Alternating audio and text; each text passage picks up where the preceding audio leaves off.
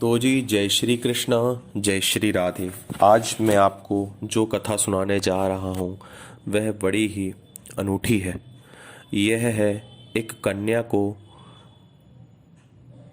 वर बनाने की कथा, एक स्त्री को पुरुष बनाने की कथा।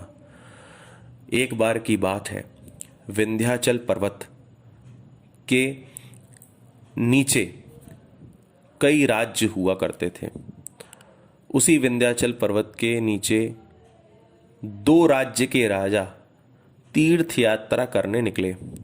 तीर्थ यात्रा करने जब वे निकले तो संयोगवश वे एक दूसरे से टकरा गए, उनकी भेंट हो गई। आपस में एक दूसरे से परिचय का आदान प्रदान हुआ। पता चला कि अरे हम तो एक ही क्षेत्र के हैं। अब बहुत घनिष्ठ मित्रता हो गई। अब हुआ क्या है कि इतनी घनिष्ठ मित्रता हो गई कि अग्नि को साक्षी मान करके इन्होंने एक प्रतिज्ञा की कि हम में से दोनों की पत्नियां गर्भवती हैं। एक को लड़का होगा, एक को लड़की। जिसको लड़का होगा वो लड़के वाला लड़की वाली से ब्याह देगा। अब देखिए, ये तो प्रभु की माया है, जीव का प्रारब्ध है और भाग्य का खेल है कि किसको लड़का होता है, किसको लड़की होती है।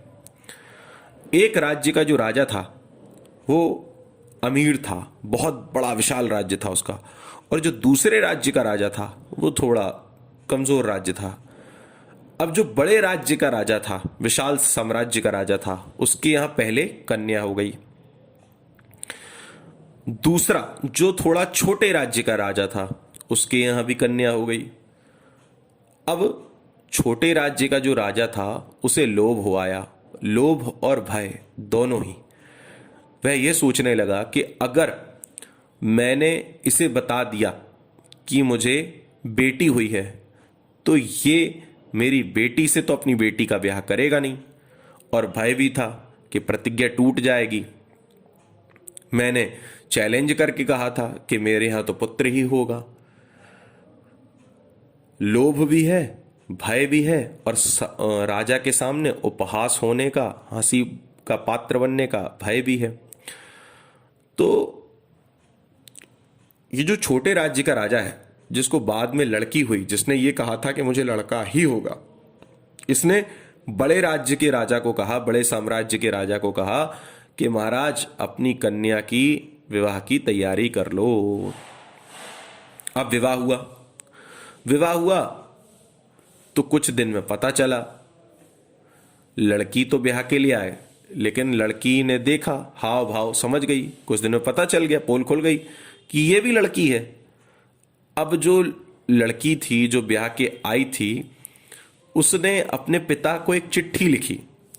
उस चिट्ठी में लिखा कि पिताजी, इन्होंने छलवश मेरी शादी एक लड़की से करा दी है। इनका बेटा नहीं है, अपितु बेटी है, और उसी से मुझे ब्याह करके ले आए हैं। पहले समय में मुंह दिखाई और ये सब होता नहीं था, इतना घूंघट भी 4 हाथ का होता था।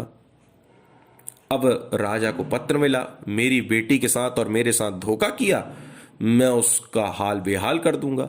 अपनी बेटी को तो ले आया, पर जिस राज्य में, जिस छोटे राज्य के राजा को और जिस छोटे राज्य में अपनी बेटी ब्याही थी, उस राज्य पे भी उसने अपनी बड़ी सेना से कब्जा कर लिया।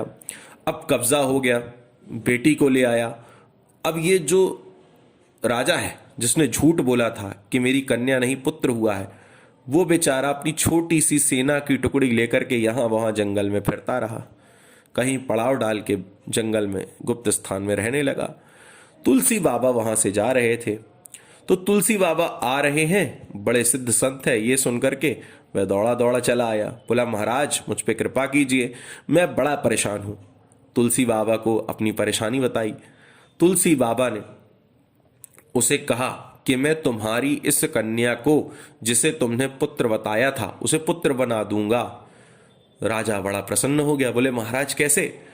बोले, तुम नवाह परायण रामायण का पाठ सुनो, कहो, तो यह तुम्हें कन्या जो है ये पुत्र के रूप में प्राप्त हो जाएगी। अब नवाह परायण का पाठ हुआ, वो कन्या को पौरुषत्व प्राप्त हो गया, वो पुरुष बन गई।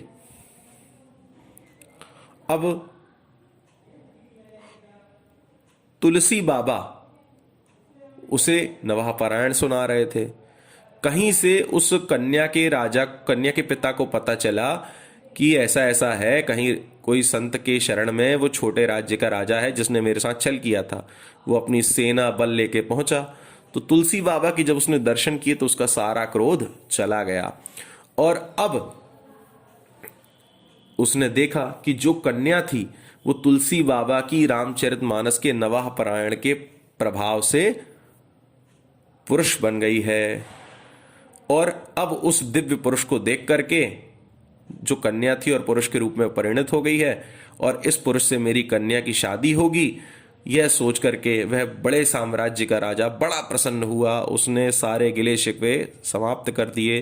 तुलसी बाबा के दिव्य स्वरूप की छटा का दर्शन करते करते उसका मन का सारा मैल, सारा क्रोध शांत हो गया। बोलिए जय श्री राधे। अब अगली कथा कल आपको सुनाएंगे।